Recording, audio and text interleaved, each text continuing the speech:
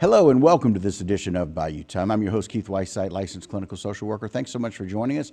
However you may be joining us, we appreciate it very, very much. And we're always glad to get information from those people who are taking care of representing us. And we're glad to welcome back into the program Representative Garret Graves with the U.S. House of Representatives. Representative, thanks for joining us. Hey, you bet. Thanks for having us. We appreciate it. Boy, a lot of things going on. Things are happening pretty quickly, I know. Tell us a little bit about what's been happening in this session.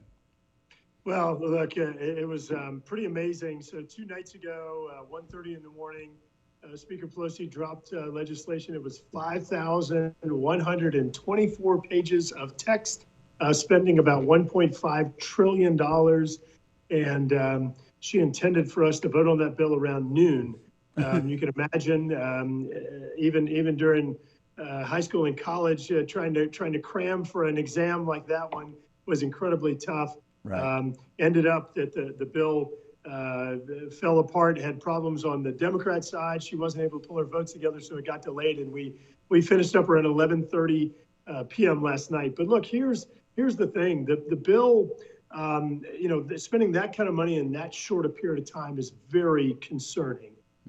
It's very difficult for folks to be able to thoroughly go through and review that kind of spending. But I'll tell you, the first thing we started looking for was to see if she decided to fund some of the requests that we had made for hurricane recovery and disaster recovery aid. And as you well know, South Louisiana was pounded by Hurricane Ida last year, and in 2020, Hurricanes Laura, Delta, and Zeta just had a really adverse impact on the state. So we looked in the bill and we found international disaster aid, and we found $2 billion here, $3 billion there, $4 billion here.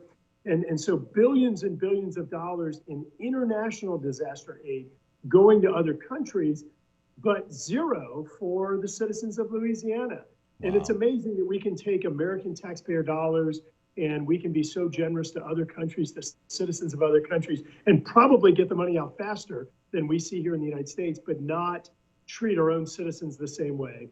And I don't mean to be callous, Keith. Look, what's going on in Ukraine is awful, and I do think we need to offer a hand up to the folks in Ukraine that are just being treated so unfairly by Vladimir Putin. But look, we need help at home, and so we were fighting the bill. We filed amendments, I think at 11:36 a.m. night before last, just a few minutes after that bill was filed, trying to get disaster aid on there, trying to address some of the flood insurance rate surges that we've seen, and addressing a few other problems. And unfortunately, they blocked every single one of our amendments. So we ended up fighting the bill, but not all is lost. Not everything is bad. A couple of good things. Number one, there is $19 million in there to build on the funds that we previously secured for the Morganza to the Gulf Hurricane Protection Project. So that brings federal funds over about the past year to well in excess of $400 million in new funds we've been able to secure to help build, continue making progress on that great project, important project.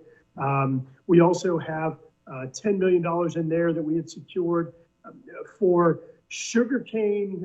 I guess I'm going to say modernization. And let me explain.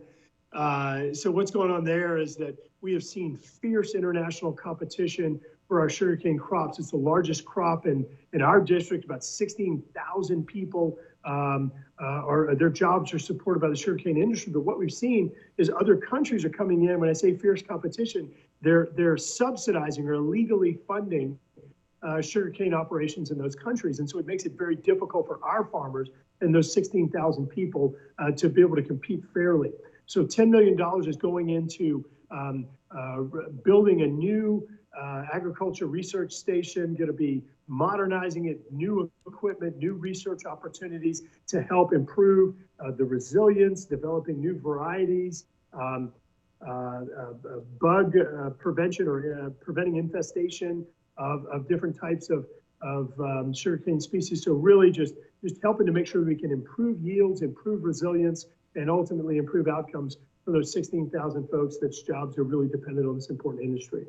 Well, listen, I can tell you, I've kind of watched that over the years. Fortunately, my other father-in-law, so my wife's ex-father-in-law, has been very involved in the sugarcane industry his entire career. And so I've been able to get a little bit of knowledge about finding out how that process happens. And so modernization is a huge impact for Louisiana to catch up if you will, with some of those other markets internationally. It's a really big deal. Money well spent with that $10 million.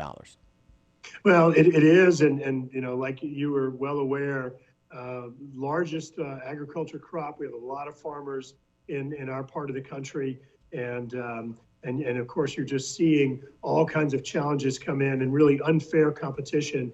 And I love the fact that rather than coming in and just subsidizing, we're going to out innovate them, we're going to outwork them, and we're going to continue to have a robust farming community in South Louisiana. Well, listen, we always appreciate your time. We really thank you for burning the midnight oil, if you will, because I know going through some 6,000 plus pages and asking you to do it in an 11 or 12-hour period you're right. It's worse than any college or even med school for some people to be able to have to study that hard and figure it out. But we appreciate you kind of watching all of the smaller print in there, because that really makes a difference of seeing where that money's going and trying to fight for money for us. You bet. No, look, we're happy to do it, and I want to be fair and honest with you. We do have a legislative team of folks that we farmed out different components of the bill, and I think we were working on about 1,000 pages each that we were trying to plow through and looking for how some of our requests had fared, and also looking for some of those, as you noted, those little sneaky provisions that don't have any business being in a bill that big. So I don't know, in med school or in college, that might be considered cheating, but up here, we got a pretty good team of folks that were able to help out. And we were spreading the pain among our team. There's a reason why you have to delegate, and so we appreciate it. We always appreciate your time. Thank you so much for the update. We look forward to talking to you again soon. Hey, thanks, Keith. Take care. All righty. And again, that's a little update from Representative Garret Graves. So don't go anywhere. Got a whole lot more Bayou time when we continue.